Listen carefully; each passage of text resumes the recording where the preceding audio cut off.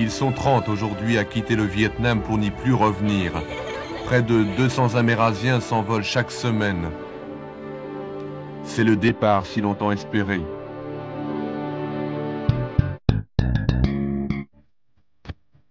Ce soir, nous vous proposons les enfants de la honte. Tous ces jeunes gens qui ont aujourd'hui, entre 18 et 25 ans, sont les victimes à retardement de la guerre du Vietnam. Mais d'abord enfants de l'amour, d'un amour souvent impossible entre des jeunes femmes vietnamiennes et des soldats américains. Ils ont grandi dans un pays qui les a longtemps considérés comme le fruit du péché. Ils portent sur les traits de leur visage, dans la couleur de leur peau, la marque d'un métissage qui les distingue très nettement des autres adolescents vietnamiens. La plupart d'entre eux ont à peine connu leur père. Dès la fin de la guerre, les GIs sont retournés précipitamment chez eux, abandonnant sur place leur épouse locale et les gosses qu'ils avaient engendrés. Les gosses, eux, ne les ont pas oubliés. Tous rêvent de retrouver ces pères blonds ou noirs, venus un jour de l'Ouest lointain et qui sont repartis en désordre, sans laisser de traces.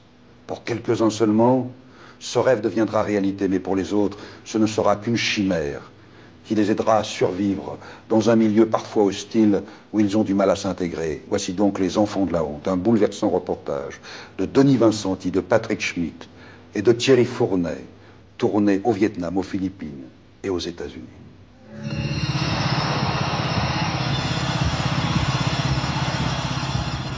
Mon nom, c'est Charles Gail Raymond. Je suis né en 1965, le 1er mai. Mon père est reparti pour les États-Unis, il m'a laissé seul ici. J'ai été adopté par un noir américain. C'était un Marine chargé de la sécurité de l'ambassade des États-Unis. Il s'appelait Mark Lane et maintenant, tous les jours, je vais à l'ambassade des États-Unis et je l'interpelle comme je l'ai fait le jour où je l'ai vu pour la dernière fois.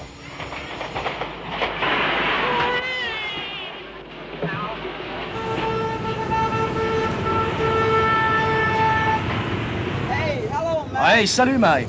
Tu termines ton tour à quelle heure? Quoi? Dans 1 heure? Ok, je vais me balader, je reviendrai plus tard.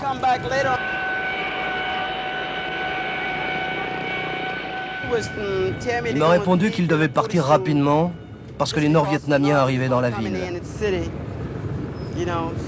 Alors je voulais vraiment partir avec lui. Hey oh! Tu me prends avec toi?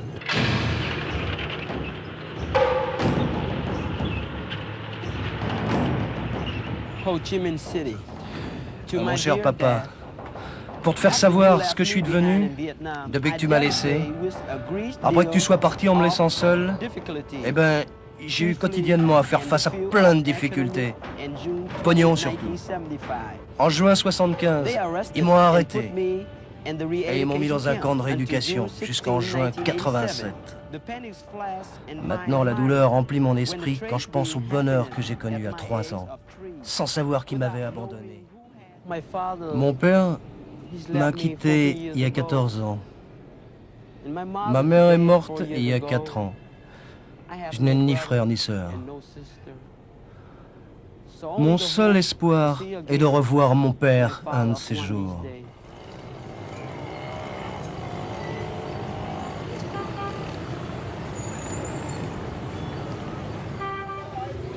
Les voici, ces Amérindiens qui rêvent de l'Amérique, qui en copient les mœurs et quelquefois l'accent.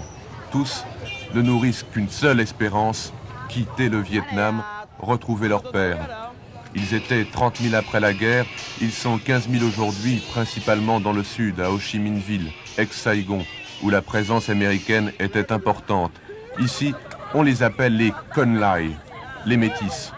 Leur existence même témoigne d'un passé que les Vietnamiens cherchent à oublier. La guerre pour eux, c'était la belle époque, l'époque où ils avaient un père, l'époque où ils n'étaient pas des enfants de la honte, mais des gosses comblés, presque des privilégiés. Certains Amérindiens ont en réalité peu de chances de retrouver leur père qui ont disparu dans la masse des 280 millions d'habitants des États-Unis. Mais il y en a aussi qui sont activement recherchés par leurs parents.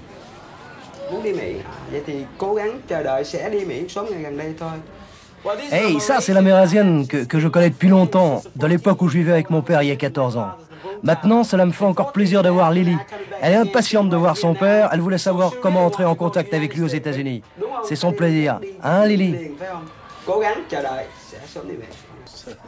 En 73, M. Everhart et son épouse vietnamienne, avant de quitter hâtivement le Vietnam, avaient confié leur fille à une tante. Ils étaient alors persuadés qu'ils la récupéreraient dès qu'ils auraient un logement et un job.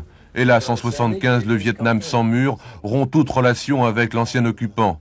Et depuis 16 ans, les Everhart se battent pour récupérer Lily, leur fille. 16 ans de démarches, de tracasseries administratives, sans avoir entendu le son de sa voix, sans avoir vu s'animer son visage. 52 sur la une est là. Avec une cassette vidéo, leur fille que nous avons filmée au Vietnam apparaît dans le téléviseur. Cháu có thể kể cho mọi người ở đây biết về ba mẹ.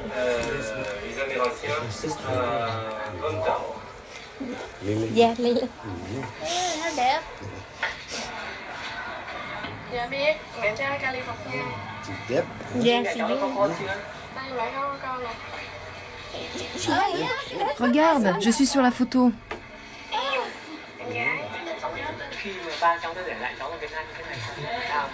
Regarde, c'est ta sœur.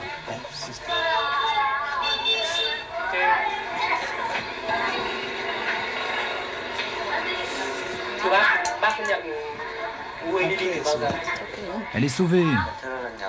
Elle va venir. Ne pleure pas, ne pleure pas.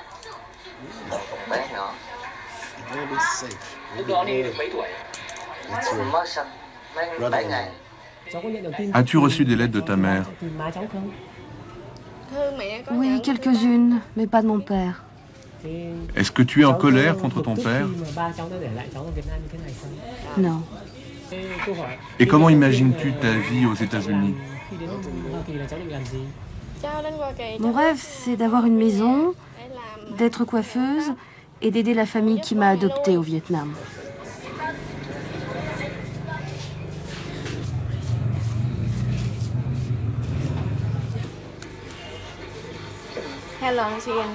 Ça fait combien de temps? 16 ans? 16 ans, c'est trop.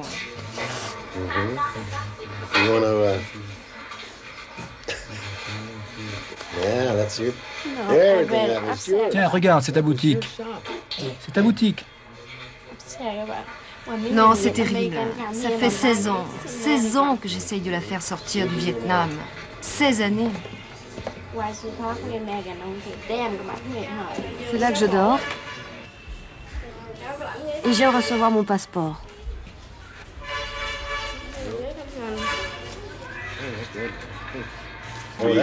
Regarde son passeport. Bientôt, elle sera là. Ici. C'est sûr? Oui. C'est une bonne surprise, hein? Tu es heureuse? Ah oui, très heureuse. Ça fait vibrer le cœur, hein? Je peux grimper au ciel.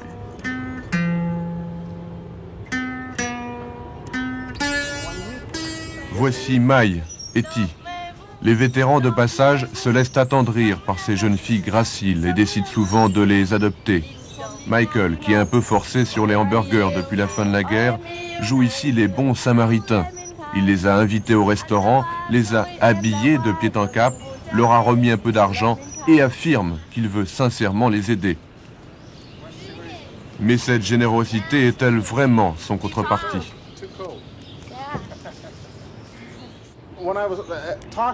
Quand je lui parlais, il y avait une espèce de parenté qui se développait. L'Esprit Saint m'a touché et j'ai eu besoin d'aider quelqu'un et il s'est trouvé que Mai et moi, nous sommes devenus très proches l'un de l'autre. Dans mon cœur, j'ai l'impression qu'elle fait partie de ma famille, qu'elle en a toujours fait partie. Michael est retourné aux États-Unis le lendemain avec ses promesses d'adoption. Qu'importe. Mai rencontrait alors un couple de Canadiens qui à son tour décidait de l'adopter. Avec un peu de chance, elle finira bien par tomber sur le bon numéro.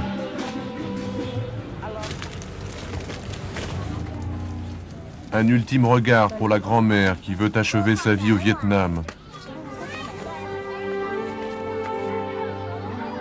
Un dernier salut aux voisins dont certains regardent avec envie les heureux élus en route pour ce qu'ils croient être l'Eldorado.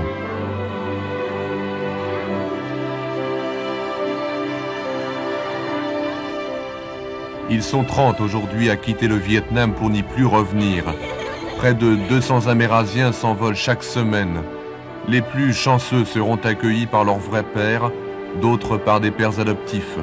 Le plus grand nombre sera recueilli par une organisation charitable qui les aidera à s'installer aux États-Unis. C'est le cas de Wong qui n'est pas encore parvenu à localiser son père. C'est le départ si longtemps espéré. Ils ne sont plus des enfants de la honte, tiraillés entre deux civilisations, deux cultures longtemps rivales. Ils sont des jeunes comme tout le monde, prêts à se fondre dans l'immense Amérique qui a déjà absorbé tant de peuples. Les voici, qui s'arrachent à leur passé.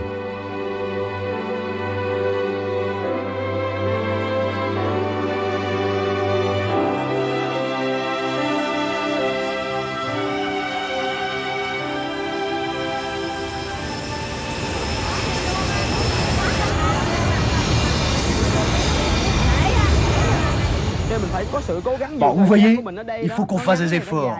Qu'on reste ici longtemps ou pas, il faut qu'on apprenne.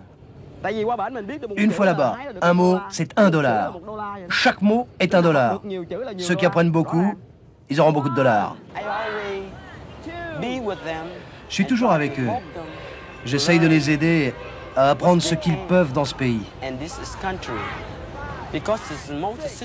C'est difficile d'apprendre dans ces conditions. Surtout beaucoup sont très pauvres. Ils n'ont pas d'argent, pas de travail, et la plupart ils sont pas doués.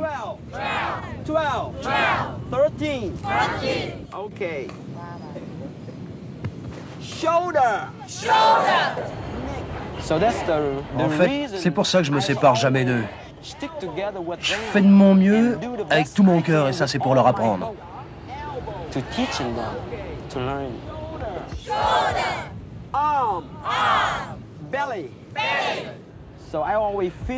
Bien que je me sente un peu le représentant des Amérindiens au Vietnam, je ne veux pas être un leader.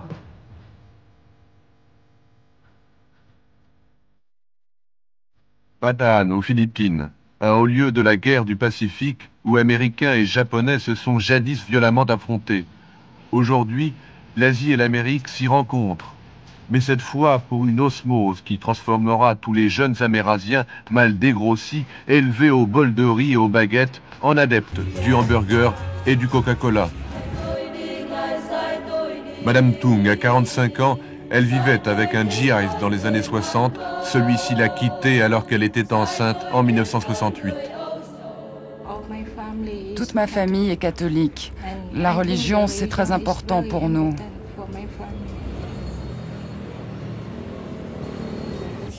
Je crois que cela m'a beaucoup aidée depuis que mon mari est parti. Je l'aimais vraiment et je l'aime encore. Parfois, j'essaie de l'oublier. À quoi bon penser à un homme qui vous laisse dans cette situation?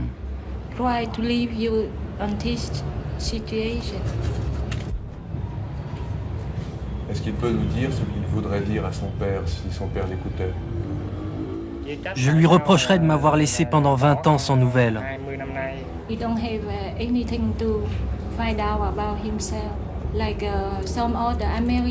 D'autres Amérindiens qui ont son âge ont quelque chose de leur père, des lettres ou même des nouvelles, mais pas mon fils.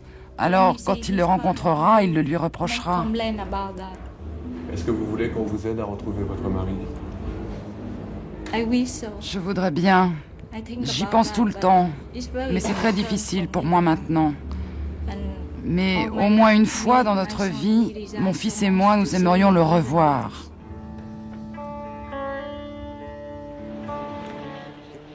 Quelle gageure!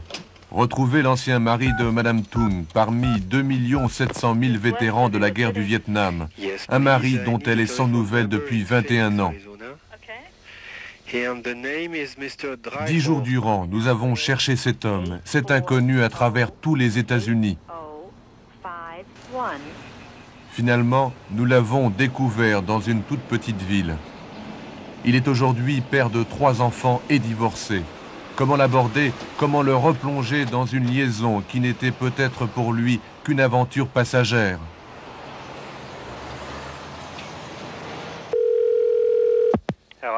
Hello, Mr. Driehaus.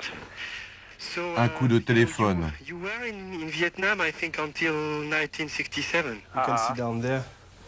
Une chambre d'hôtel. So we were there. It was right now 2 weeks ago. So it's. Et voici cet ancien pilote de l'US Air Force. Il n'a vécu que 9 mois avec Madame Tung. Le temps de lui faire un gosse et s'envoler vers son pays. Mais la cassette vidéo est là, sous ses yeux. C'est l'interview de la dame. That's when we interview. Je crois qu'il est coupé. This woman, Mai.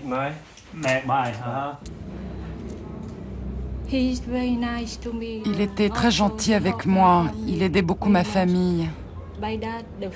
J'ai d'abord eu de l'affection pour lui, puis nous avons décidé de vivre ensemble. Je suis désolé de ce qui s'est passé. Je suis rentré aux États-Unis parce que j'avais une fille. Et peut-être cette femme croyait que je resterais. Si j'avais voulu rester au Vietnam, l'Air Force m'aurait certainement permis de le faire.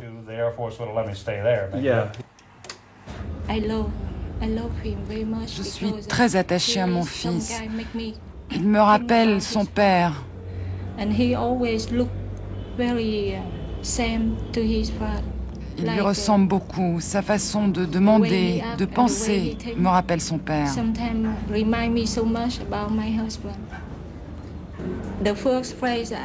Si je le revois, la première chose que je ferai, je lui présenterai son fils. J'espère qu'il l'acceptera. Voilà tout ce que je souhaite. Qu'est-ce qu'il va lui dire si un jour il le retrouve? Je lui demanderai de s'occuper de moi. Mais c'est qui celui-là? C'est votre fils, monsieur. C'est votre fils. Est-ce qu'il a de la colère contre lui parce qu'il ne le connaît pas? Oui. Vous pensez que vous en êtes vraiment le père? Oui. Et dans la mesure où elle n'en a qu'un, je crois qu'elle est honnête. Parfois, il est très triste, vous savez. Ses amis ont une famille avec un père et une mère. Et c'est quelque chose que je ne peux pas lui donner, l'amour paternel. Alors, je fais en sorte tout le temps qu'il ait une bonne opinion de son père, qu'il pense que c'est quelqu'un de magnifique. Il faut que je dissimule ma douleur. Je ne veux pas que mon fils sache que je suis malheureuse et j'ai peur qu'il souffre à cause de son père. Considérez-vous cet enfant comme vous considérez vos autres enfants? À moitié. C'est comme si on n'acceptait pas, voyez. Je veux réellement l'aider. C'est comme si j'avais honte, vous comprenez? La vie a marqué le visage de la belle vietnamienne qu'il serrait jadis dans ses bras après ses raids sur le Nord-Vietnam. Se doutait-il, le beau pilote, que son bref passage au Vietnam bouleverserait complètement la vie affective de 2 êtres? Est-ce que vous avez connu d'autres hommes après votre mari? Non. Parce que même si c'était un Américain, je vivais avec lui et je l'aimais de tout mon cœur. Aujourd'hui, je ne pense pas aller avec un autre homme qui pourrait ne pas aimer mon fils. Je suis flatté d'avoir compté autant pour elle.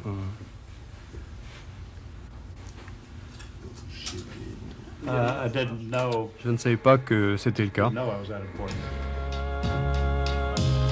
Le soir de cette entrevue, M. Dryhurst nous appelait pour nous demander comment il pouvait aider concrètement Mme Tung et son fils.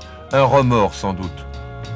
Le départ des Amérindiens a été réglé par un protocole d'accord entre les gouvernements américains et vietnamiens en 1986.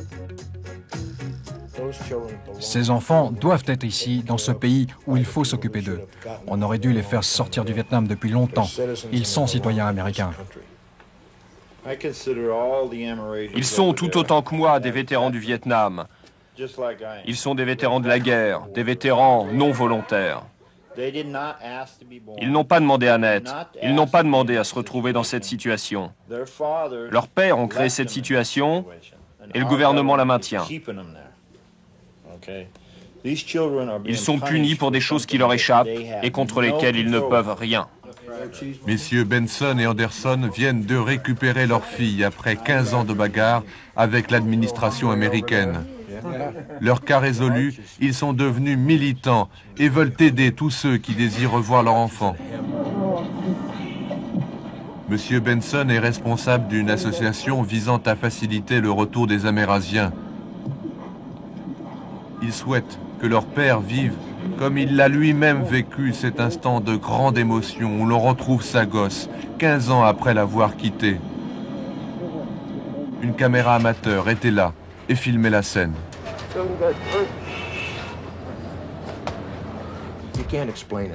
Impossible à expliquer. Aucun mot ne peut exprimer ce qu'on ressent.